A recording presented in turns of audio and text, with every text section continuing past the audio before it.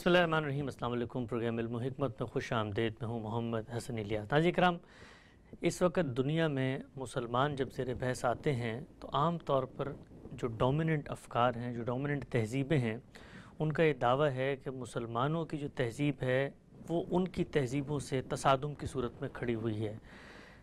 Civilisation کے آپس کے اس تصادم میں اور مخاصمت کے حوالے سے غامدی صاحب کا نقطہ نظر کیا ہے؟ کیا مسلمانوں کی اپنی کوئی تہذیب بھی ہے؟ اور ان معاملات میں جہاں کہیں نزاع ہمیں نظر آتا ہے، کیا ہم عالمی سطح پر باقی تہذیبوں سے کوئی موافقت کا رویے بھی پیدا کر سکتے ہیں؟ اسلامی تہذیب کیا ہے، اس کے بنیادی عناصر کیا ہیں، یہ سب کو ہم زیر بحث لائیں گے۔ اس صاحب کے ہمارے ساتھ تشریف فرمائیں جناب جاوید احمد غامدی صاحب۔ السلام علیکم غامدی صاحب۔ وعلیکم السلام۔ ہم سے بہت شکریہ آپ کے وقت کا۔ میں آغاز کرنا چاہوں گا خود آپ ہی کے لکھے ہوئے ایک مضمون کے کچھ پہلو آپ کی خدمت میں پیش کر کے، جس میں آپ بتاتے ہیں کہ اسلامی تہذیب جو ہے وہ کیا ہے۔ آپ لکھتے ہیں کہ نبی صلی اللہ علیہ وسلم کی بعثت کے بعد جو تہذیب دنیا میں پیدا ہوئی اس کی بنیادی قدر عبودیت تھی۔ اس کے معنی یہ تھے کہ معاشرہ خدا پر ایمان اور اس کے ساتھ بندگی کے تعلق کو محور و مرکز کی حیثیت دیتا اور زندگی کے تمام معاملات کو اسی محور سے متعلق کرتا ہے۔ آزادی اس میں بھی ایک بڑی قدر تھی، لیکن وہ بندگی سے آزادی نہیں تھی۔ اس تہذیب کے اخلاقی تصورات میں کوئی ابہام نہ تھا، وہ خدا کے الہام سے تصویب حاصل کرتے تھے۔ اس کے شاعر، ادیب، فلسفی، حکیم، سائنسدان اور ارباب سیاست سب اس معاملے میں بالکل واضح تھے اور اپنے نتائج فکر بالعموم اسی حوالے سے پیش کرتے تھے۔ چنانچہ اس سے جو تہذیبی روایت قائم ہوئی اور کم و بیش 1000 سال تک مسلمانوں کے اجتماعی وجود کا احاطہ کی رہی، اس کے پھر کچھ بنیادی عناصر ہیں جو آپ بیان کرتے ہیں۔ پہلا سوال آپ کی خدمت میں یہ ہے، جب ہم کہتے ہیں کہ دین خدا کا ہے اور آدم علیہ السلام سے لے کر ساتھ محمد صلی اللہ علیہ وسلم تک ایک ہی دین تھا جو اسلام تھا، جو جاری و ساری ہے، تہذیب بالعموم قوموں کی معاملات سے، ان کے تعامل سے، ان کے کلچر سے، ان کے عرف عادات سے پیدا ہوتی ہے، تو مذہبی ہدایت کو تہذیبی روایت کے ارد گرد ہم کیسے پابند کر سکتے ہیں؟ اس کا مذہبی روایت سے تعلق نہیں ہے، اس کا تعلق اس چیز سے ہے کہ انسان کن کن پہلوؤں سے اپنی زندگی کے امور انجام دیتا ہے۔ ٹھیک، وہ عقلی بھی ہیں، وہ اخلاقی بھی ہیں۔ پھر اخلاقی معاملات اس کی سیاست، معیشت، معاشرت پر اثر انداز ہوتے ہیں۔ وہ چونکہ ایک عقلی وجود ہے تو یہ نہیں ہو سکتا کہ جو کچھ وہ کرے، جن چیزوں کو اختیار کرے، جن کو چھوڑے، ان کے پیچھے کوئی فلسفہ اور کوئی حکمت نہ ہو۔ وہ اس فلسفے اور حکمت کو وجود پذیر بھی کرتا ہے، وہ اس میں ایک متصادم یا متناقض کیفیت کا شعور بھی رکھتا ہے۔ یہی وجہ ہے کہ بڑے بڑے فلسفی، بڑے بڑے حکیم پیدا ہوتے ہیں تو وہ انسان کا بحیثیت انسان کا دنیا میں مقصد، انسانوں کا باہمی تعامل، ان سب چیزوں پر بحث کرتے ہیں۔ اس سے فکر پیدا ہوتا ہے، فکر عمل پر اثر انداز ہوتا ہے، پھر عمل مختلف عوامل کے ساتھ مل کر تہذیبی روایت بنا دیتا ہے۔ تہذیبی روایت جب فکر و عمل کے اس امتزاج سے بنتی ہے تو اگر کسی قوم نے یا کسی گروہ نے کسی مذہب کو اختیار کر لیا ہے تو وہ بھی اس کے فکر پر اثر انداز ہوگا۔ یعنی مذہب آخر کچھ اقدار طے کرے گا، کچھ اخلاقی اصول متعین کرے گا، کچھ اہداف اس کو بتائے گا۔ اگر لوگ اس کو قبول کر لیتے ہیں اور دل کی گہرائیوں سے قبول کر لیتے ہیں تو وہ کسی چیز کو چھوڑیں گے اور کسی چیز کو اپنائیں گے۔ یہ تو اس کا لازمی نتیجہ ہے۔ جب وہ کسی چیز کو چھوڑیں گے اور کسی کو اپنائیں گے تو اس کا اثر ان کے عمل پر بھی ہوگا، ان کے رسوم پر بھی ہوگا، ان کی روایات پر بھی ہوگا، ان کے رہن سہن پر بھی ہوگا۔ وہ کیا چیز ہے جو انہوں نے اختیار کی یا اپنائی، کیا چیز ہے جس کو چھوڑا ہے، وہ جہاں جہاں تک اثر انداز ہو سکتی ہے وہ انسانوں کے فکر و عمل پر اثر انداز ہو جائے گی، اور اس سے جو تہذیبی روایت بنے گی وہ بھی بعض اوقات جزیات میں اور بعض اوقات اصول تک میں مختلف ہوگی۔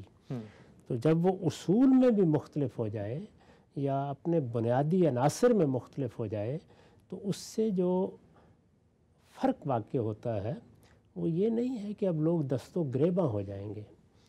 نہیں، دنیا کے اندر مختلف تہذیبیں، مختلف روایات، مختلف مذاہب امن کے ساتھ رہ سکتے ہیں۔ اپنے اپنے حدود میں وہ اپنے طریقے پر زندگی بسر کر سکتے ہیں. ان کے درمیان قومی بین الاقوامی ہر طرح کے معاملات ہو سکتے ہیں. تصادم کی بنیادیں تو الگ سے تلاش کرنی پڑیں گی.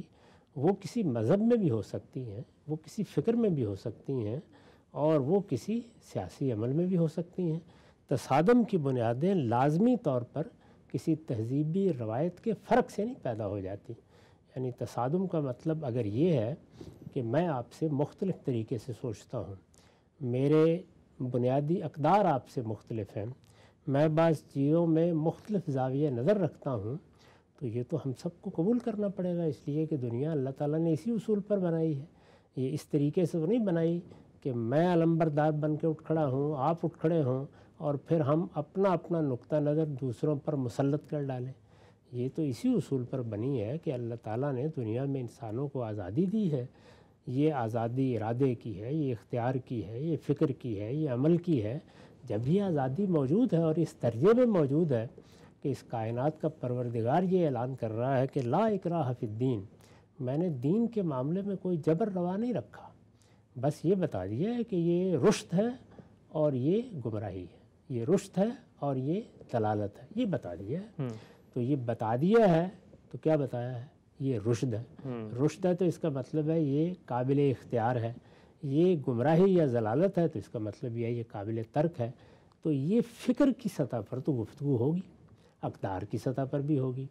میں اپنی اقدار کو زیادہ بہتر قرار دوں گا, آپ اپنی اقدار کو زیادہ بہتر قرار دیں گے. ان میں ہو سکتا ہے کہ کوئی بحث مباحثے کی نوبت بھی آ جائے, یا بعض معاملات کرنے میں اقدار میں تصادم بھی ہو جائے.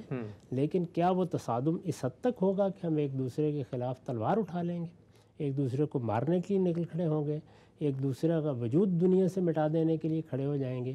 یہ ایک الگ بحث ہے. یہ تو ہر تہذیب کے اندر دیکھنا پڑے گا. ہو سکتا ہے کسی تہذیب میں یہ عناصر ہوں. اس وقت جو دنیا میں تہذیب غلبہ پائے ہوئے ہے, ایک زمانے میں اس کا نقطہ نظر بھی یہ تھا کہ ہم تو دنیا کی مختلف قوموں کے پاس اس لیے جا رہے ہیں تاکہ ان کو اپنی اس تہذیبی روایت کی تربیت دیں, اور جس جہالت میں وہ گرے ہوئے ہیں وہاں سے ان کو نکالیں. تو ظاہر ہے کہ یہ ایک جارحانہ طرز عمل ہے. یہ طرز عمل موضوع بحث بن سکتا ہے, لیکن جو کچھ بھی اس وقت دنیا میں تہذیبیں موجود ہیں, اگر آپ غور کر کے دیکھیں تو کچھ تہذیبیں مشرق بعید کی ہیں, کچھ تہذیبیں وہ ہیں کہ جن کے اثرات آپ کو ایشیا کے شمالی علاقوں میں جیسے چین وغیرہ میں نظر آتے ہیں. مغربی تہذیب اپنی ایک بڑی غیر معمولی شناخت رکھتی ہے. تو یہ جتنی تہذیبی روایتیں بھی اس وقت دنیا میں موجود ہیں, یہ انسانوں کی روایتیں ہیں. ان میں سے ہر ایک پر مذہب اگر کوئی ہے کسی کا تو وہ بھی اثر انداز ہوا ہے. کوئی فلسفی بڑے پیدا ہوئے ہیں تو انہوں نے جن چیزوں کی تنقیح کر کے کچھ تصورات لوگوں سے منوا لیے ہیں وہ بھی اثر انداز ہوئے ہیں. تو انسان ایک فکری وجود ہے, ایک نفسیاتی وجود ہے, ایک عقلی وجود ہے, ایک اخلاقی وجود ہے. یہ ساری چیزیں اس پر اثر انداز ہوتی ہیں. اس سے تصادم کا لفظ جب بولا جاتا ہے تو ایک غلط تاثر ہوتا ہے, جس کا علاج بعض لوگ یہ سوچنے لگ جاتے ہیں کہ اب ساری دنیا کو ایک کر دیا جائے. وہ اللہ تعالیٰ اگر چاہتے تو کر دیتے, وہ خالق تھے, انسانوں کے بس کی چیز نہیں. ٹھیک. اچھا خان صاحب یہ بتائیے گا, جب ہم کہتے ہیں کہ مسلمانوں کو ایک نظریہ, ایک آدرش, ایک لائف کنڈکٹ دین کی صورت میں دیا گیا, وہ اس کو اب اپنائیں گے, اس سے ان کے کچھ برتنے کے تعامل کے طریقے پیدا ہوں گے, تو یہ بھی تو ہو سکتا ہے کہ اب مسلمان بالفرض اگر عرب کے اندر ہیں تو عربوں کی اپنی بھی تو ایک علاقائی تہذیب ہے, اپنا ایک پس منظر ہے, اپنے عرف ہیں, اپنے عادات ہیں, اپنے کلچرل نارمز ہیں. تو ہم تو یہ دیکھتے ہیں بالعموم کہ وہی نارمز اصل میں مذہب کا حصہ بن جاتے ہیں. آپ برصغیر میں دیکھیں ہمارے علماء کی جو جامع زیبی ہے وہ عام طور پہ عربی روایت کی جو تہذیبی روایت ہے وہ ہم نے لے لی ہے, اور بالعموم ان کو ختم کر کے کہہ دیا جاتا ہے کہ بھئی یہ تو اسلامی تہذیب ہے. سوال آپ کی خدمت میں یہ ہے کہ اسلام تو مختلف علاقوں میں آئے گا, اور جس بھی علاقے میں آئے گا اس کی اپنی بھی کلچر, اپنی بھی تہذیب ہوگی, تو جو آدرش اسلام دے رہا ہے اس کے ساتھ بلینڈ ہو کے ایک نئی تہذیب پیدا ہوگی وہاں پہ کیا؟ ایسا ہی ہوگا, ہر جگہ ہوگا. یعنی پہلے سے موجود تہذیبی روایتیں ہوں گی, ان کے سوچنے کے طریقے ہوں گے, ان کے رہن سہن کے آداب ہوں گے. اب کہاں تک مذہب اثر انداز ہوا ہے یہ ایک الگ بحث ہے, لیکن ہو تو جائے گا, بہت سی چیزوں پہ ہو جائے گا. اسی وجہ سے میرے جس مضمون کا آپ نے حوالہ دیا ہے اس میں نے اس چیز کو الگ کر کے دکھایا ہے. یعنی یہ بتایا ہے کہ عربوں کی بھی ایک ثقافت اور تہذیب ہے, عجم کی بھی ایک ثقافت اور تہذیب ہے، بر صغیر کے لوگوں کی بھی ایک ثقافت، ایک تہذیب ہے۔ ہم لوگوں نے بہت عرصہ تک مشرق بعید میں قیام کیا ہے، وہاں کی بھی کچھ روایات ہیں، کچھ تہذیب ہے، وہاں کے کچھ مراسم ہیں، لوگوں کے رہن سہن کے اپنے انداز اور آداب ہیں۔ یہ فرق دنیا میں رہے گا۔ اسلام نے آ کر یا مذہب نے آ کر، ظاہر ہے کہ جب میں مذہب بولتا ہوں تو اس کا مطلب ہے اللہ کا دین اسلام۔ اسلام نے آ کر کیا تہذیبی روایت پر کوئی بنیادی فرق ڈالا ہے؟ میرا جواب یہ ہے کہ یقیناً ڈالا ہے۔ اس لیے میں نے اس کو کلچر سے، عام روایات سے، رسوم سے، سوسائٹی کے عرف سے الگ کر کے بیان کیا ہے تاکہ لوگ اس خلط مبس سے نکلیں، یعنی وہ چیزیں جن کا تعلق مقامی روایات سے ہے یا جن کا تعلق کسی خاص علاقے سے ہے یا کسی خاص پس منظر کی ثقافت سے ہے، ان کو وہ الگ دیکھیں، اور مذہب کن چیزوں پر اثر انداز ہوتا ہے اس کو الگ دیکھیں۔ تو اس مضمون کا عنوان اسی وجہ سے عرب تہذیب نہیں ہے، عجمی تہذیب نہیں ہے، ہندی تہذیب نہیں ہے، اس کا عنوان ہے اسلامی تہذیب۔ یعنی یہ سب لوگ، خواہ وہ عرب میں ہے، عجم میں ہے، اپنی اپنی تہذیبی روایت میں، اپنے کلچر میں، اپنے رسوم میں زندگی بسر کر رہے ہیں، کریں گے، اور نئے نئے لوگ بھی داخل ہوتے رہیں گے۔ اسلام ان کو تہذیبی روایت میں کن چیزوں میں پابند کرتا ہے یا ان کے سامنے کیا آدرش رکھتا ہے، وہ میں نے اس میں بیان کی ہے۔ ٹھیک، اچھا ہم صاحب ایک نقطہ بتائیے گا، محض تاریخی زاویے سے میں پوچھ رہا ہوں کہ کیا عملاً ایسا ہوا کہ اسلام جس جگہ پر ظاہری بات ہے اس کا ایک آخری پیغمبر آیا ہے، وہ عرب خطہ ہے، ان کی اپنی تہذیب ہے، وہیں سے لوگوں نے دعوت بھی لی، وہیں سے اثر بھی لیا، تو یہ بھی ہوا دنیا میں آپ کو نظر آتا ہے؟ چونکہ برصغیر میں بالعموم ہمیں بہت ساری ایسی چیزیں جن کو آپ اسلامی تہذیب کے نام پہ پیش کر رہے ہوتے ہیں وہ اصل میں عرب کلچر کی چیزیں ہوتی ہیں، تو کیا ایسا ہوا اور ایسا ہونا فطری تھا کہ لوگوں نے عربوں سے اسلام پرسیو کیا اور ان کا جو کلچر، ان کے جو عادات، ان کے جو اطوار تھے اس کو بھی ایک مذہبی زاویے سے اپنی تہذیب میں پرسیو کر لیا؟ اسی طرح ہوتا ہے، لوگ جن شخصیات سے متاثر ہوتے ہیں ان کا لباس اپنا لیتے ہیں، ان کے رہن سہن کے طریقے اپنا لیتے ہیں، ان کے بولنے کے طریقے کی نقالی کرنے کی کوشش کرتے ہیں۔ حکمرانوں کے معاملے میں ایسا ہی ہوتا ہے۔ آخر یہاں انگریز آئے ہیں تو کیا وہ اپنا لباس، اپنے اوضاع، اپنے رہن سہن کے طریقے، اپنے گھر بنانے کے طریقے پیچھے چھوڑ کر نہیں گئے؟ وہ بھی تو چھوڑ کر گئے ہیں نا۔ تو لوگ ایک کے بعد دوسری چیز سے متاثر ہوتے ہیں۔ اسلام کا معاملہ صرف اتنا ہی تو نہیں تھا کہ عربوں کے ہاں ایک دعوت پیدا ہوئی ہے اور اب وہ دعوت ہی کے مرحلے میں ہے، مجھے خبر ہوئی، میں نے اس کو دیکھا، پڑھا، سمجھا، قبول کر لیا، صرف اتنا ہی تو نہیں ہوا۔ اس سے آگے بڑھ کر ایک بہت بڑی سلطنت وجود میں آ گئی، ایک نئی دنیا پیدا ہو گئی۔ 3 بر اعظموں تک پھیلی ہوئی سلطنت میں ایک نظم قائم ہوا، سیاسی نظم، اور وہ سیاسی نظم 1000 سال تک دنیا میں اپنا غلبہ قائم کیے رہا۔ تو اس طرح کی صورتحال میں تو علاقوں کا اثر ہوگا، زبانوں کا اثر ہوگا، معروفات کا اثر ہوگا، روایات کا اثر ہوگا، ہر چیز کا اثر ہوگا۔ تاہم مذہب چونکہ یہ تقاضا کرتا ہے کہ اس میں کسی درجے میں بھی کوئی چیز داخل نہ ہونے دی جائے۔ مذہب نے اپنے بارے میں جو 2 بڑی باتیں کہی ہیں وہ آپ کے علم میں ہے کہ ایک یہ کہ شرک کا کوئی شائبہ نہیں ہونا چاہیے۔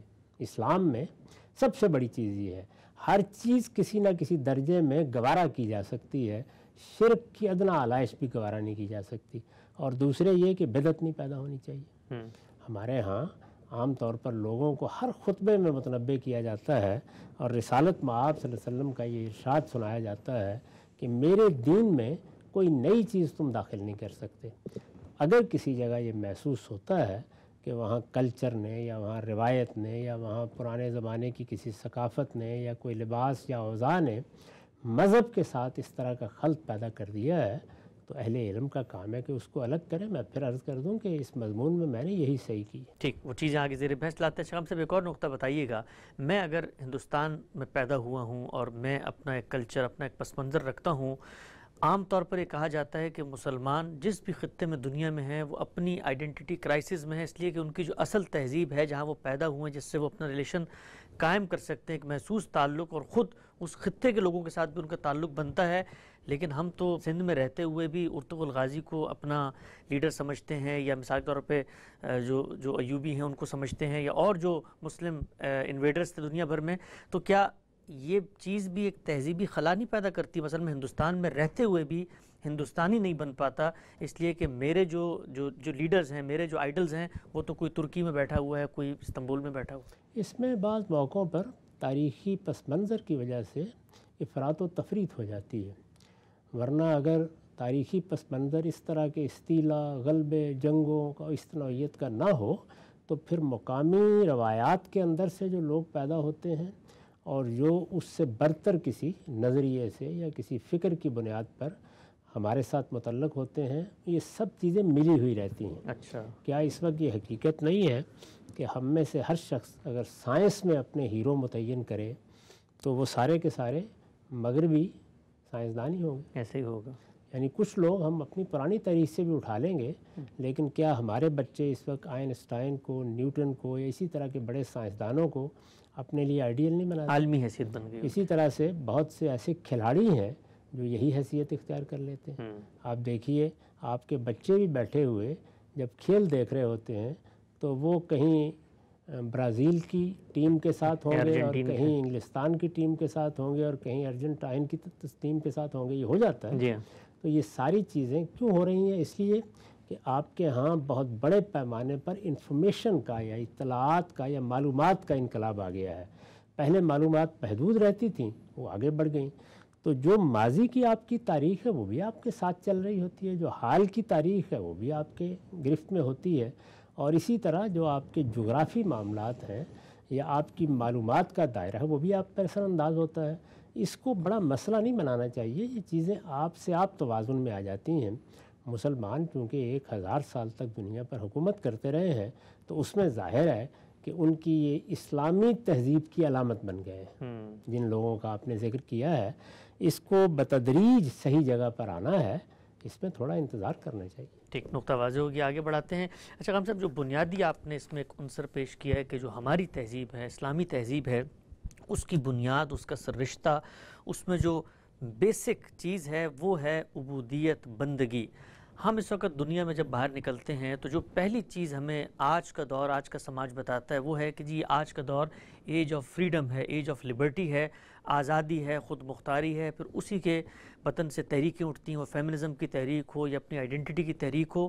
تو جیسے ہی آپ یہ کہتے ہیں کہ جی اسلام تو کہتا ہے کہ آپ نے عبودیت اختیار کرنی ہے، بندگی اختیار کرنی ہے، تو کیا یہ جو کچھ اس وقت ہمیں اس کے مقابل میں نظر آ رہا ہے، کیا اسلام اس سے کوئی اپوزٹ بات کر رہا ہوتا ہے؟ اس میں شبہ نہیں ہے کہ یہ بات بڑی مختلف ہے۔ دیکھیے، ایک نقطہ نظر یہ ہے کہ زندگی اسی کائنات سے شروع ہوئی ہے، ٹھیک، یہی کائنات ہماری خالق بھی ہے۔ یہ بات کہ کوئی اس کا بھی خالق ہے، یہ بعد میں دیکھا جائے گا۔ ہمیں تو دنیا میں جینا ہے تو یہاں ہمارے سیاسی، معاشرتی، تہذیبی مسائل ہیں، ان کو سامنے رکھ کر ہم نے دیکھنا ہے کہ ہماری بنیادی قدر کیا ہونی چاہیے۔ تو مغربی تہذیب کو ایک بڑی جنگ لڑنی پڑی ہے، اس میں انہوں نے کلیسا کو یا چرچ کو شکست دی ہے۔ چرچ کی حکومت قائم تھی، ہمارے ہاں اس طرح کی کوئی چیز نہیں تھی۔ یعنی ہمارے ہاں تو مذہبی علماء ہوتے ہیں، ان کا ایک رد عمل بھی ہوتا ہے، وہ اپنی ایک بات بھی کہتے ہیں، لیکن کوئی باقاعدہ نوعیت کا نظم نہیں تھا کہ جو لوگوں پر مقدمے قائم کرے اور ان کو اپنی عدالتوں میں بلائے اور ان کو کوئی کام کرنے یا نہ کرنے پر سزا دے یا جزا دے۔ یہ ہمارے یہاں اس کا کوئی تصور نہیں تھا۔ اس وجہ سے یہاں وہ صورتحال سمجھنے میں ذرا دقت ہوتی ہے۔ ایک بڑی جدوجہد ہوئی، اس بڑی جدوجہد میں لوگ مرے ہیں، بہت کچھ خون بہا ہے، اس میں فلسفیوں نے کردار ادا کیا ہے، حکماء نے کردار ادا کیا ہے۔ انہوں نے بہت مشکل سے یہ چیز پھر اپنے معاشرے میں رائج کی ہے کہ انسان کی آزادی پر حرف نہیں آنا چاہیے۔ ہمارے ہاں بھی آزادی اقدار میں سے ایک بڑی قدر ہے۔ یہ آپ کے علم میں ہے کہ سیدنا عمر نے جب یہ دیکھا کہ ان کے گورنر نے حدود سے تجاوز کیا ہے تو انہوں نے وہ تاریخی جملہ کہا کہ تم لوگوں نے ان لوگوں کو غلام کب سے بنا لیا، ولدتہم امہاتہم احرارا، جن کی ماؤں نے ان کو آزاد جنا ہے۔ اسی طرح جب ہمارے پروردگار نے یہ فرمایا کہ لا اکراہ فی الدین، یا یہ فرمایا کہ انا ہدیناہ السبیل اما شاکرا و اما کفورا، تو یہ اعلان آزادی ہے۔ یعنی میں نے انسان بنا دیے ہیں، کسی کو ان پر جبر کرنے کا حق نہیں ہے۔ اللہ تعالیٰ فرماتے ہیں میں نے بھی اپنی طرف سے کوئی جبر روا نہیں رکھا۔ دین خالص دعوت کی چیز ہے، یہ پیش کر دی جائے گی، یہ واضح کر دیا جائے گا کہ رشد کیا ہے اور ضلالت کیا ہے، یہی کام علماء کا ہے، یہی کام فقہا کا ہے، یہی کام مصلحین کا ہے۔ اللہ تعالیٰ فرماتے ہیں میں خود بھی یہی کر رہا ہوں۔ اچھا، میں اپنے پیغمبروں کی وساطت سے ہدایت کو گمراہی سے الگ کر کے دکھا رہا ہوں۔ ظاہر ہے کہ یہ دعوت ہوگی۔ اچھا، پھر دعوت ہی کی بنیاد پر کہا گیا کہ ادعو الی سبیل ربک، لوگوں کو پروردگار کے راستے کی دعوت دو۔ دعوت اسی کو دی جائے گی جس کو آزادی حاصل ہے، چاہے تو قبول کرے چاہے تو قبول نہ کرے۔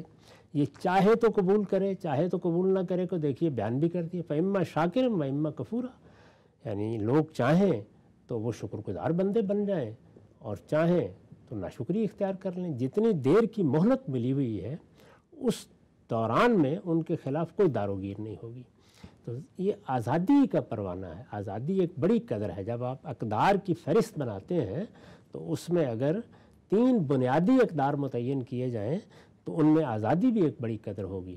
لیکن تمام اقدار میں کوئی چیز ہوتی ہے کہ جس کو محور کی حیثیت حاصل ہو جاتی ہے۔ تو میں نے یہ بتایا ہے کہ موجودہ تہذیب میں تو ظاہر ہے کہ لبرلزم یا ہیومنزم کی تہذیب ہے، بنیادی قدر کی حیثیت دیکھیے، اقدار میں سے ایک قدر آزادی ہے، اس میں ہمارے اور ان کے درمیان کوئی فرق نہیں ہے، کوئی اختلاف نہیں ہے۔ اقدار میں سے ایک قدر آزادی ہے۔ میں بارہا یہ بیان کر چکا ہوں کہ انسان کے بنیادی حقوق اور جمہوریت اور قوموں کا حق ارادی، حق خود ارادی اور اسی طرح سے قانون کی حکمرانی، یہ بنیادی سیاسی اقدار ہیں۔ ہم سب ان سیاسی اقدار کو دنیا میں فروغ پاتا دیکھنا چاہتے ہیں، اس میں کوئی اختلاف نہیں۔ یہ اقدار ہیں، لیکن محور کی حیثیت کس چیز کو حاصل ہے جو ہمارا رخ متعین کرے گی۔ اگر آزادی کی قدر ہے تو پہلا ہی سوال پیدا ہو جائے گا کس سے آزادی، یعنی حکمرانوں سے آزادی، نظم سے آزادی، روایت سے آزادی، تہذیبی پس منظر سے آزادی، ثقافت سے آزادی، شریعت سے آزادی، اب اس سے آگے بڑھ کے آپ کہیں گے خدا سے آزادی۔ تو کیا بات کو وہاں تک لے جانا ہے؟ تو یہاں آ کے ہم یہ کہتے ہیں کہ آزادی ایک بڑی قدر ہے، لیکن آزادی کا تعلق ہمارے باہمی معاملات سے ہے۔ یعنی میں جب بھی آپ مجھ سے پوچھیں گے کہ ایک بچے کو والدین کے ساتھ اپنے تعلق میں آزادی کب ملتی ہے، تو میں یہ کہوں گا کہ جیسے ہی وہ شعور کی عمر کو پہنچتا ہے تو وہ آزاد ہے۔ اس کو تعلیم کیا پانی ہے، اس کو بیاہ کے کس کو لانا ہے، اس کو اپنی زندگی کے فیصلے مالی یا معاشی لحاظ سے کیا کرنے ہیں، پورا حق ہے کہ وہ یہ فیصلے کرے۔ تو یہ کس چیز کا بیان ہے؟ والدین اور اولاد کے تعلق میں آزادی۔ آپ پوچھتے ہیں کہ میاں بیوی کے روابط میں آزادی کے کیا حدود ہیں، تو ظاہر ہے کہ میں آپ کو یہ بتاؤں گا کہ دونوں اپنا ایک الگ وجود رکھتے ہیں، ان کو ایک معاہدہ کرنا ہے۔ یہ معاہدہ آزادانہ طریقے سے ہوگا، اس میں دونوں اپنے اپنے شرائط اور حدود پیش کر سکتے ہیں۔ وہ جس طرح کے چاہیں شرائط و حدود ایک دوسرے سے منوا لیں اور منوانے کے بعد پھر وہ آگے بڑھیں۔ تو یہ کس چیز کا اعلان ہے؟ یہ ظاہر ہے کہ آزادی کا اعلان ہے۔ اسی طریقے کا معاملہ آپ ایک دوسری تیسری معاشرتی زندگی کی کسی چیز کو اٹھا لیں، اس میں پوچھتے چلے جائیں، یہاں تک کہ یہ ہم کہتے ہیں نا کہ مذہبی معاملات میں بھی کسی تقلید کا کوئی سوال نہیں، یعنی ہر آدمی کو حق حاصل ہے۔ بارہا ذکر کرتے ہیں کہ ہم نے اپنے اساتذہ سے اختلاف کیا ہے، آزاد ہے جو وہی آزادی ہے۔ یعنی آزادی اور حریت باہمی معاملات میں، انسانوں کے درمیان، میاں بیوی کے رشتے میں، اولاد اور والدین کے رشتے میں، اسی طرح حکومت یا نظم اجتماعی اور افراد کے رشتے میں، تو وہاں آزادی بہت بڑی قدر ہے۔ لیکن یہ کہ کیا یہ خدا کے مقابلے میں آزادی ہے، تو پھر تو ظاہر ہے کہ آپ کو سب سے پہلے یہ فیصلہ کرنا پڑے گا بنیادی اقدار طے کرتے ہوئے کہ آپ کسی کی مخلوق نہیں ہے، کسی نے آپ کو نہیں بنایا، کوئی آپ کا معبود نہیں ہے۔ تو ہم مسلمانوں کی تو بنیاد ہی یہی ہے، یعنی ہمارے دین کی دعوت ہی یہی ہے کہ لوگوں تم ایک پروردگار کی مخلوق ہو، اس نے تم کو خلق کیا ہے اور وہ اس عالم سے ماورا ایک علیم و حکیم ہستی ہے۔ تو یہ جیسے ہی آپ یہ مان لیتے ہیں تو پھر آپ کی بنیادی قدر آزادی نہیں ہو سکتی۔ پھر بنیادی قدر تو اس تعلق سے وجود میں آئے گی، کیونکہ یہ بہت بڑا فیصلہ ہے۔ اس سے بڑا کوئی نیریٹو نہیں ہو سکتا کہ میں یہ اقرار کروں کھڑا ہو کر کہ میرا ایک پروردگار ہے جو اس عالم سے ماورا ہے اور میں اس پروردگار کا بندہ ہوں۔ تو سب سے بڑی چیز، سب سے پہلی چیز پھر یہی بن جائے گی۔ اس کو میں نے اس طرح بیان کیا ہے کہ جب میں دین کو قبول کرتا ہوں یعنی عام انسانی سطح پر جب ہم ہوتے ہیں تو اس میں کوئی شبہ نہیں ہے کہ آزادی ہی سب سے بڑی قدر ہے. یعنی بالکل درست مغرب کے لوگ اس بات کو بیان کر رہے ہیں، اور اس سے جو فلسفے پیدا ہوئے ہیں وہ بھی اپنی ایک بنیاد رکھتے ہیں. لیکن جیسے ہی میں ایک انسانی شخصیت سے آگے بڑھ کر یہ فیصلہ کرتا ہوں کہ میرا ایک پروردگار ہے اور وہ میرے اس دائرے میں نہیں ہے، یعنی وہ میری ماں، باپ، اعزا، اقربا، رشتہ دار، یہ سب تو میری طرح کی مخلوق ہیں، ابنائے نو ہیں، انسان ہیں، میرے حکمران، میرے لیڈر، میرے رہنما، میرے زعماء، یہ مذہبی رہنما ہیں، یہ سیاسی رہنما ہیں، یہ سب انسان ہیں، اور یہ سب انسان کی حیثیت سے میرے ساتھ حقوق فرائض کے توازن میں بندھے ہوئے ہیں. لیکن بنیادی طور پر ہم سب آزاد ہیں اور ہمیں اللہ نے آزاد پیدا کیا ہے. یہاں تک بات میں کوئی اختلاف نہیں. جیسے ہی میں نے یہ مان لیا کہ میں تو کسی اور کی مخلوق، وہ علیم و حکیم ہستی میرے مالک کی حیثیت رکھتی ہے، میرا رب ہے، میرا معبود ہے، تو اب ظاہر ہے کہ جو اصل تعلق پیدا ہوتا ہے وہ عبد اور معبود کا تعلق ہے. چنانچہ ایک مسلمان کی حیثیت سے میری بنیادی قدر، یا جو بھی شخص اس کو قبول کرتا ہے، وہ عبودیت ہی ہو سکتی ہے، بندگی. یعنی میرا بندہ بن کر رہنا، اس قدر کو خود اللہ تعالیٰ نے بیان کر دیا. وَمَا خَلَقْتُ الْجِنَّ وَالْإِنسَ إِلَّا لِيَعْبُدُونِ. میں نے جنوں اور انسانوں کو پیدا ہی اس لیے کیا ہے کہ وہ میرے بندے بن کر رہیں. تو بندگی بنیادی قدر ہے، یا عبودیت. عبودیت کا مطلب عبادت نہیں ہے، بندگی. میرا بندہ ہونا، میرا اس اعتراف اور اقرار کے ساتھ جینا کہ میرا ایک پروردگار ہے جو میرا خالق ہے. ہم یہ دعا کرتے ہیں نا، جو قرآن کے بھی آخر کی دعا ہے کہ اعوذ برب الناس، ملک الناس، الہ الناس. میں پناہ چاہتا ہوں. کس کی پناہ چاہتا ہوں؟ لوگوں کا رب، لوگوں کا بادشاہ، لوگوں کا معبود. تو لوگوں کا بادشاہ، لوگوں کا معبود، لوگوں کا پروردگار کون ہے؟ وہ پروردگار جو میرا اور آپ کا پروردگار ہے. میں نے مان لیا، آپ نے مان لیا. اب میری بنیادی قدر عالمی سطح پر عبودیت ہی ہوگی. اس کے بعد بنیادی اقدار بھی ہوں گی کچھ، یعنی وہ اقدار کہ جو آگے بڑھ کر میری پوری زندگی کا احاطہ کریں گی. ان اقدار میں آزادی بھی بہت بڑی قدر ہے. ٹھیک. اگر ہم سے بڑی تفصیل سے آپ نے یہ نقطہ نظر بیان کیا کہ جب آپ یہ کہتے ہیں کہ مذہبی تہذیب کے اندر یا اسلامی تہذیب کے اندر سر رشتہ جو ہے وہ عبودیت ہے، بندگی ہے، اپنے آپ کو خدا کے سامنے پیش کر دینا، سرنڈر کر دینا ہے. ایک اور جو اس کو ذرا میں تھوڑا اور تفصیل سے جاننا چاہ رہا ہوں، فرق کہاں واقع ہوتا ہے؟ مثلا ہم نے بھی مانا کہ انسان آزاد ہے، آزادی سے مذہب اپنائے گا. اسلام کو اس نے اپنا لیا تو اب اسلام اپنانے کے بعد بنیادی قدر عبودیت بن گئی. وہاں پر انہوں نے کہا کہ بھئی آزادی اصل چیز ہے، اب اس کے بعد آپ کا اختیار ہے نا، جو آپ جو بھی فلسفہ، جو بھی نظریہ، جو بھی آدرش، جو بھی مذہب اپنائیں گے، وہ جو کچھ آپ کو بتائے گا پھر آپ اس کو مانتے. اس سے ہم میں اور ان میں فرق کہاں ہوتا ہے؟ مثلا وہ بھی آزادی کا نام لینے کے بعد کسی ملک کے شہری بنتے ہیں، اس کے حدود و قیود کو مانتے ہیں، اس کے قانون کی پاسداری کرتے ہیں، تو آزادی وہاں پر اصل ہے. اس سے مقدمے کے اندر تصادم کہاں آتا ہے؟ اس کے بعد تو وہ کسی نظریے کو اپنائیں گے، وہ مذہب کو اپنائیں گے، تو وہ اس چیز میں حدود و حدود کو قبول کر لیں گے. پھر ان کو بھی طے کرنا پڑے گا کہ ان کی بھی بنیادی قدر میں کیا تبدیلی آ گئی ہے. یعنی انہوں نے کس چیز کو محور کی حیثیت دی ہے. یہ دیکھیے نا کہ اگر میں ایک خالق کا بندہ ہوں تو میرا پہلا تعارف یہی ہے، میری ابتدا یہی ہے، میری انتہا یہی ہے. باقی سارے رشتے اس کے تحت آنے ہیں. ٹھیک. اس لیے یہاں جو لفظ استعمال کیا گیا وہ یہ نہیں ہے کہ میری یہ قدر ہے یا میری یہ ویلیو ہے. نہیں، بنیادی قدر کیا ہے، وہ کیا چیز ہے کہ جو میری پوری زندگی کا احاطہ کرتی ہے. تو اگر وہ بھی اس طریقے سے کسی پروردگار سے ساتھ اپنا تعلق قائم کر لیں گے تو یہی نتیجہ نکلے گا. پھر ہمارے اور ان کے مابین اختلاف ہو نہیں سکتا. صورتحال یہ ہے کہ ان کے ہاں مذہب کو اس دائرے میں مداخلت کا حق نہیں دیا جاتا. اچھا. جس میں آپ کو زندگی بسر کرنی ہے. یعنی زندگی بسر کرنے کا ایک دائرہ ہے نا، باہمی تعامل کا دائرہ ہے. یہ مجھے کاروبار کرنا ہے، یہ مجھے لوگوں کے ساتھ معاملات کرنے ہیں، مجھے حکومت کا نظم قائم کرنا ہے.